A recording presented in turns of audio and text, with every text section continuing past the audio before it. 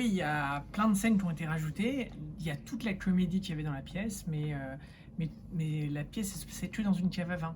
Et là, c'est un vrai film de cinéma avec plein de décors et plein de nouveaux personnages, des personnages qui étaient évoqués dans la pièce mais qu'on ne voyait pas.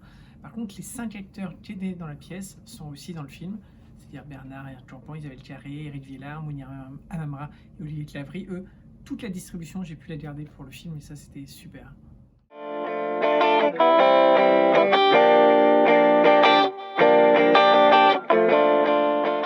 Ce sont deux acteurs que j'adore, Bernard Campan et Isabelle Carré. Ils sont à la fois à l'aise dans la comédie, ils sont très très drôles et en même temps ils peuvent être très émouvants. Et puis je trouve que c'est un vrai couple de cinéma. Quand on les voit, on a envie qu'ils soient ensemble. Il y a quelque chose qui se passe entre eux. D'ailleurs, ils s'apprécient beaucoup dans la vie et sur scène et sur un plateau de cinéma. Ils adorent jouer ensemble. Il y a une complicité, il y a un plaisir. Et puis ils sont à la fois différents et en même temps complémentaires. Et puis ce sont des très grands acteurs.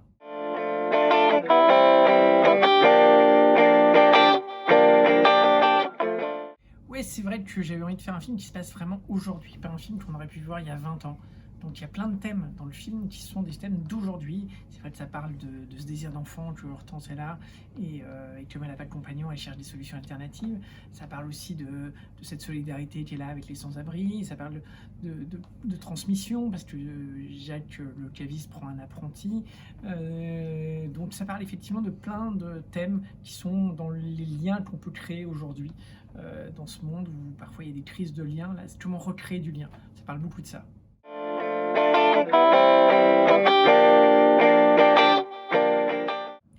Parce que je suis tombé amoureux de cette ville et de cette cave à vin. J'ai découvert, elle s'appelle le Cellier Saint-Pierre, qui est en face de la cathédrale et dans le quartier historique de Troyes.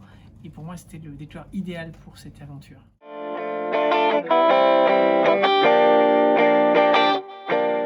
Oui, le Cellier Saint-Pierre existe réellement. C'est une magnifique cave à vin.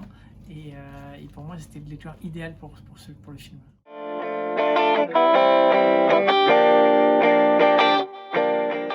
Oui, c'est vrai que c'est un film qui parle beaucoup de vin. Le vin, il crée un lien entre les personnages. Et il y a une scène emblématique dans le film qui est cette scène de dégustation où Bernard Campan va faire découvrir différents vins à Hortense et à d'autres personnages.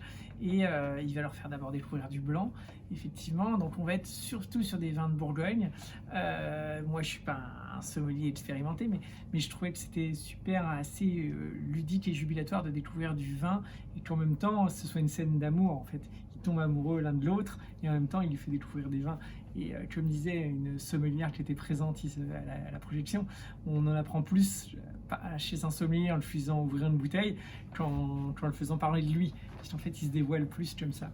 Et donc, il y a tout ce jeu sur le double langage aussi, du vin, de tout ce que ça peut dire. Voilà. Et il y a tout ça qui est assez jubilatoire dans le film, je crois.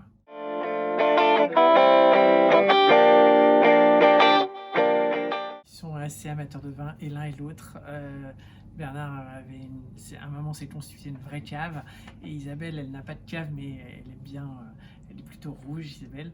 Bernard aussi, mais il prend aussi du blanc. Mais oui, ils sont tous les deux, avec modération, mais ils sont tous les deux des vrais amateurs de vin. Ouais.